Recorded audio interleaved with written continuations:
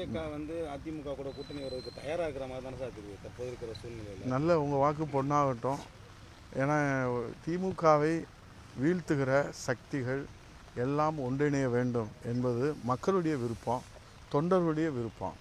அந்த அடிப்படையில் தான் திமுக என்கிற பலமான மிருக பலம் கொண்ட ராட்சச பலம் கொண்ட வலிமை வாய்ந்த அந்த திமுகவை நாம் வீழ்த்த வேண்டும் என்று சொன்னால், வீழ்த்த நினைக்கிற, வீழ்த்துவதே லட்சியமாக கொண்டு கட்சி ஆரம்பித்திருக்கிற நம்முடைய தாவேகாவுடைய தலைவர் அவர்கள் இது குறித்து ஆழ்ந்து சிந்திக்க வேண்டிய நேரம் இது. ஏன்னால் சரியான நேரத்தில் சரியான முடிவு எடுத்தவர்கள் தான் தலைவர்களாக தொடர்ந்து மக்களுக்கு சேவை செய்ய முடியும். சரியான நேரத்தில் தவறான முடிவு எடுத்தவர்களெல்லாம் மக்கள் செல்வாக்கை இழந்து, இருந்த செல்வாக்கை இழந்து அரசியலிலே அடையாளம் இல்லாமல் போனவர்களுடைய வரலாறும் இந்த தமிழ்நாட்டு மக்களுக்கு தெரியும். ஆகவே அந்த வரலாறையெல்லாம் அவர் புரட்டி பார்க்க வேண்டும். கட்சி தொடங்குகிற போது இப்போது சிரஞ்சீவி அவர்களை நாம் எடுத்துக்கொள்ளலாம். அவர் தொடங்குகிற போது சரியான நேரத்தில் சரியான முடிவை எடுக்காத காரணத்தால் தான் கட்சியை கலைத்து விட்டு போய்விட்டார்கள். பவன் கல்யாண் அவர்கள் இன்றைக்கு துணை முதல்வராக வந்திருக்கிறார் ஆந்திர மாநிலத்தில் என்றால் அவர் சரியான நேரத்தில் சரியான முடிவை எடுத்திருக்கிறார். இங்கே நாம் சொல்லலாம், ஐக்கிய நாட்டு சபையில் கர்ஜனை செய்த என் மதிப்புக்கு மரியாதைக்குரிய அண்ணன் வைகோ அவர்கள் கலைஞர் அவர்களை விட்டு வெளியே வருகிற போது, பழியை சுமத்துகிற போது அவர் பின்னாலே ஒட்டுமொத்த இளைஞர்கள் திரண்டார். இதே தியாகராஜர் கல்லூரியில் நாங்கள் மாணவர்களாக இருக்கிற போது பார்த்தோம். ஒட்டுமொத்த இளைய சமுதாயமும் அவர் பின்னால் அணிவகுத்து சென்றார்கள். அது வர வர வர வர பார்த்தீங்கன்னா கரைந்து கரைந்து கரைந்து கரைந்து கடைசியில் கரையே தெரியாமல் போய்விட்டது அளவில் அந்த சரியான நேரத்தில் தவறான முடிவை எடுத்த காரணத்தினால்தான் அவர் இன்றைக்கு கட்சி, அவருடைய அரசியல் எதிர்காலம் கேள்விக்குறியாயிருக்கிறது.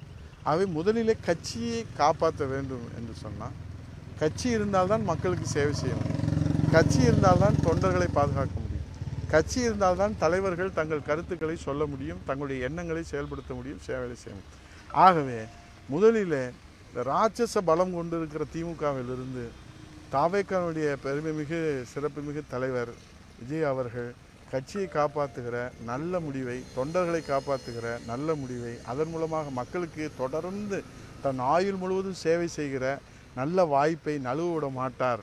தொண்டர்களின் எண்ணத்தை, மக்களுடைய விருப்பத்தை நிறைவேற்றுவதற்கு அவர் அனுபவமுள்ள அனைத்திந்திய அண்ணா திராவிட முன்னேற்றக் கழகம் 52 ஆண்டு காலம் அனுபவமுள்ள 32 ஆண்டு காலம் ஆளுகிற வளர்ச்சி திட்டங்களை மக்களுக்கு வாரி வாரி வழங்கியிருக்கிற அண்ணா திராவிட முன்னேற்றக் கழகத்தில் பயணிப்பதை குறித்து தொண்டர்களின் விருப்பத்தை, மக்களுடைய எண்ணங்களை அவர் அலசி ஆராய்ந்து சரியான நேரத்தில் சரியான முடிவை எடுக்கக்கூடிய வாய்ப்பு இருப்பதாக நமக்கு காலம் அதற்கு மலர்ந்து வரும், கைகூடும் என்பது எல்லோருடைய விருப்பம்.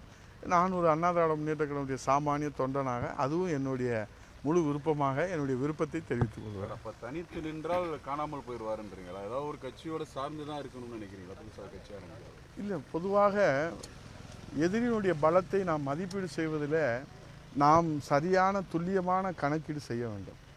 எதிரியுடைய பலம் என்பது ராட்சச பலமாக இருக்கிற போது, அப்படிப்பட்ட 75 ஆண்டு கொண்ட கட்சியை நாங்கள் கூட்டணி பலமாக இருக்கிறோம் என்று மாண்புமிகு முதல்வர் அவர்கள் அடிக்கடி சொல்கிறார். நாங்கள் திமுக பலமாக இருக்கிறோம் என்று ஒரு முறை கூட அவர் தூக்கத்திலே கூட பேசியது கிடையாது. ஏனென்றால் அவர் ஒரு பக்குவப்பட்ட தலைவராக, மக்களுடைய நாடி துடிப்பு தெரிந்த தலைவராக, அவர் கூட்டணி கட்சிகளை எப்படி அவர் அரவணைத்து அவர்கள் கொண்டு சென்று எங்களுடைய பலமே கூட்டணி தான் என்று மக்களிடத்தில் சொல்லுகிறார். அப்படிப்பட்ட நிலையில் இன்றைக்கு நாம் திமுகவை வீழ்த்த வேண்டும், அதுதான் தாவேகாவினுடைய லட்சியம் என்று சொன்னான். நான் ரொம்ப சுருக்கமாக சொல்கிறேன், நான் கலோக்கியலாக சொல்கிறேன்.